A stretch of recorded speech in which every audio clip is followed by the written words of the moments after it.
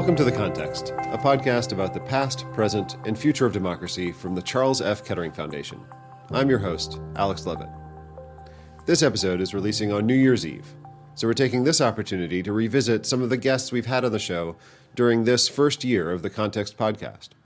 This is a special episode. It's a little different from what we've done before. For one thing, there's a video version of this episode, which you can find on YouTube or through some podcast players. On today's show, you're going to hear from three different people: James Comey, Stacey Abrams, and David Pepper. Each of them is best known for their political careers. James Comey served as the director of the FBI. Stacey Abrams served in the Georgia State House of Representatives, including 6 years as minority leader. And David Pepper served in elected office before becoming chairman of the Ohio Democratic Party. But besides public service, what unites all three of these people is that they all also have had careers as novelists, often drawing from their work in government to depict political and legal issues through fiction. All three of these people have already been guests on this podcast, but the material you're about to hear hasn't previously been shared. I think it's interesting that all of these very accomplished public figures have made space in their life for creative writing, in addition to their public service. And all three of them also see fiction as a way of translating their experience and communicating knowledge and insights about politics and public institutions. Here at the Kettering Foundation, we believe that artistic expression can help citizens understand and support core democratic values. In fact, one of the 5 focus areas guiding the Foundation's work is democracy and the arts. So we agree with Comey, Abrams, and Pepper that fiction can be a way of communicating serious ideas and helping people make meaning of the world they live in. First up is James Comey, talking about his first novel, Central Park West. Since this interview was recorded, Comey has also published his second novel, Westport. Of communication and openness. You recently wrote a novel, Central Park West, which is informed by your professional experience. You've just told me that a sequel is coming out soon. I'm now eagerly anticipating that. And I don't want to spoil the book because it's a fun read and the twists and the turns of the plot are part of the fun. But to me, the book does seem a little cynical. Politicians in it are deceptive. The justice system has limits in determining the truth. But what do you think? Does Central Park West have something to say about the limitations of the justice system? Or am I just reading too much into an entertaining crime novel? No, I think you're reading it right. I wrote it. It reflects my view of the world, which is both optimistic and pessimistic in different measures. And so, as I said earlier, that what I mean when I talk about the justice system being flawed, because it's run by people, is that people often do, and there are no perfectly good people or perfectly bad people. We're all this mix. And so people are complicated. And because of that, the system in which they operate is complicated.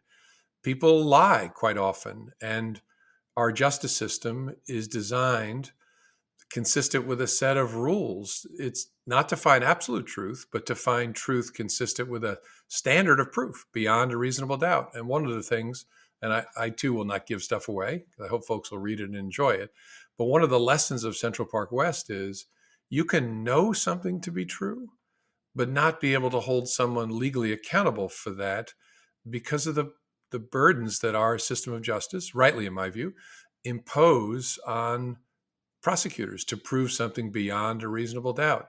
And that can be frustrating for people, but we've chosen to strike a balance in this country where we risk letting the guilty go so that we don't convict the innocent. And we still do both of those things. Guilty people still get away and innocent people still get convicted. But the idea behind our justice system is we are best positioned to try and be just if we impose a certain burden on proving something. And that's just the way the world is. And so I've tried to communicate in that book both my view of people, that they're complicated, and my view of the system, that it's imperfect and strikes balances in a way that often frustrate people. Next is Stacey Abrams, talking about her wide-ranging career, including as a prolific author. You famously developed this spreadsheet back in college that planned out your professional path as an author, as a politician, in business, and you've had success in all of those fields. You've written, I think, 10 novels. I don't know if I'm up to date. So actually, I've written a total of 18 books. Okay. Well, I'm behind in my reading your bibliography. But my question is, Do you see those as sort of separate lines on the spreadsheet? Is the fiction an escape from politics, or do you see the fiction as an opportunity to address some of the same public issues that you addressed in your political career? So I operate in the public sector, the private sector, the nonprofit sector. And there are tools in all of those sectors to share stories and to create a shared vision of what's possible. For me, writing began as an outlet, but it quickly became a tool for not only storytelling, but for vision making. And I see them as interconnected. I've written, at this point, 11 novels have been published. I've published 3 children's books. I have published 4 nonfiction works. I've got a few more in the offing. And in each one of those, my mission is to tell a story about what we can be. And you do so by bringing people into where we are. I do the same in my political work. I do the same in my business. My job is to weave together imagination and opportunity and turn it into action. And so I don't see them as separate. Someone asked me once, so which lane do you want to eventually be in? And I'm like, I see my life as a freeway. So I change lanes as necessary, but they're all heading in the same direction.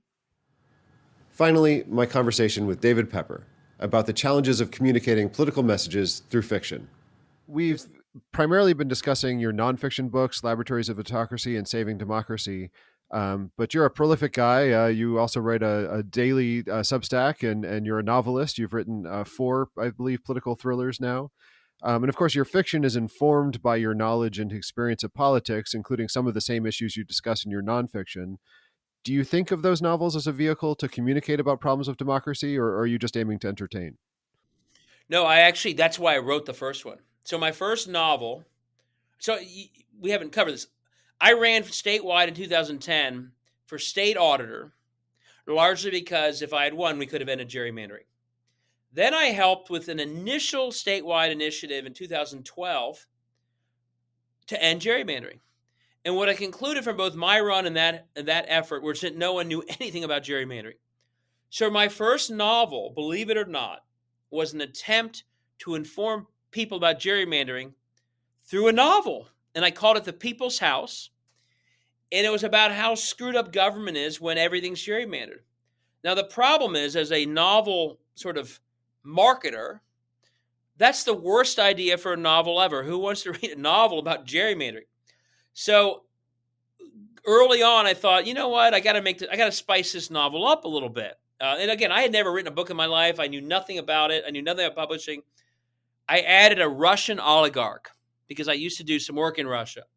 And he was the bad guy who took advantage of gerrymandering. And he did it in Ohio. And he almost had, and he's the one looking at gerrymandering as a guy from another country saying, that's the most screwed up system ever, but boy, can I take advantage of it to get what I want. And so that my first novel was called The People's House, and not to tout it too much, but it went viral. Why? Because after the 2016 election, there was a lot of similarity between my Russian bad guy who was rigging American elections and all the talk about what Putin did and others did, that the novel really took off. And it got sort of a lot of coverage as the novel that predicted the Russia scandal, was how one magazine put it. But the whole point of that book from the very beginning was to use a story and interesting characters to make people see how bad gerrymandering is. And to some degree, it worked. You know, my 2 brothers are very apolitical, but they're my brothers, so they read my novel, and the novel it's a good story. Most people seem to like it. It got good reviews. It actually got reviewed by the Wall Street Journal, surprisingly, in a very positive way. But when my brothers finished that first book, they did say to me, boy, that gerrymandering sounds really bad. And I thought, mission accomplished. I got it done. And so all of my novels do try to... Now, I learned, though, in that first book, if you try and overpreach in a novel, your novel is bad. A novel has to be about a good story, compelling characters, and there's some lessons that may come out of the story, but if you try and overdo it, you're writing a bad book. And so I think I found that balance in my books where it's always the point is to entertain, good fiction, good stories, good characters. But yeah, part of every novel is also some real world politics that I hope make people see differently the world that they might not have seen before. And I'm a reader of both novels and a lot of nonfiction, a lot of fiction. And I choose sort of whether to do nonfiction or fiction. Sometimes I actually think fiction can be the best way to bring out some aspects of problems more than nonfiction. And my hope is my novels are able to do that sometimes in a way that maybe a nonfiction book would simply be preaching to the choir. So you're talking there about the challenge of trying to inform readers while also entertain, and that it's challenging to write an entertaining yarn about gerrymandering. In political thrillers as a genre, there tends to be a lot of corruption, sort of dysfunction, and your books don't lack for that. And it's harder to tell a story about an honest politician and government agencies working effectively. Do you worry of that fiction about government might contribute to public cynicism and distrust? Yeah, but I hate to say it, not as much as the reality of the world right now. I mean, I try and capture it. My goal has never been to overstate the case. Sure, I have a Russian bad guy figure it out, but what I describe in terms of gerrymandering, or my most recent book, which is called The Fifth Vote, is about corruption. I actually try and capture the reality. One way in political thrillers at least, I never wanted to write a book that a reader would think, oh, that's so unrealistic, that would never happen. I think I would lose my readers at that point. So I'll add some thrilling, somewhat, if there's some violence, although not much, I'll add that to spice up the plot. But the underlying political reality that I try and describe, I would say, is largely how it works. Or in some cases, believe it or not, I wrote a book called The Wingman. It's my second book. It's a follow-up. The first three are sort of a trilogy. And it's all about third parties being used as vehicles or kind of phony candidates being used as vehicles to undermine the favorite. Sometimes what I write actually comes true later. I mean, we're seeing that right now. Not everyone's going to agree, but when I see this no labels and I see like Robert Kennedy, I mean, it's literally my plot from a book I wrote 7 years ago. Hey, stick another candidate in the middle of an election and you may pull votes away from the favorite and get your way. So, sometimes if I've gotten a little bit like into an interesting plot, a couple years later, I see it actually playing out. So, and that's one reason people have enjoyed my books is a couple years later, they all start writing me saying, how'd you know that was going to happen? But I generally try and keep to the world as I see it. And if it's contributing to some cynicism about what's happening, it may be because I'm describing a reality that some haven't seen. Again, characters and certain scenes are clearly made up, but the heart of gerrymandering, the heart of corruption, in some cases I describe it, I hate to say it, are often based on real world sort of knowledge or things I've researched. Well, perhaps you should be careful who you inspire if it's coming true. Yeah, exactly. No, I literally had someone on Twitter. I had a few people accuse me of inspiring Putin by describing how you might get involved in an American election and screw up the results. And I would always defend myself. One person actually started following me on Twitter and would always tweet that I was a Russian spy. And I'd respond, well, one, my book didn't come out early enough that anyone could have modeled their plot off of it. And two, if I really were a spy, would I reveal my plot through a novel before the election took place? But yeah, I've had that come up every once in a while that maybe I should stop because I'm inspiring the wrong people to do the wrong things. Thanks for watching or listening to this special episode of The Context, talking with three people who have combined prominent careers in public service with careers as novelists. If you're interested in reading any of the books you've just heard about, there are links in the show notes. Thanks for watching or listening. Happy New Year, and we'll be back in a couple of weeks in the Context podcast feed with more conversations about democracy. The Context is a production of the Charles F. Kettering Foundation. I'm Alex Levitt, a senior program officer and historian with the foundation. Our director of communications is Melinda Gilmore. This episode was produced by Jamal Bell.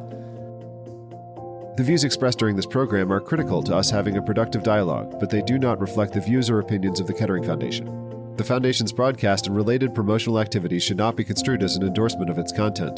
The Foundation hereby disclaims liability to any party for direct, indirect, implied, punitive, special, incidental, or other consequential damages that may arise in connection with this broadcast, which is provided as is and without warranties.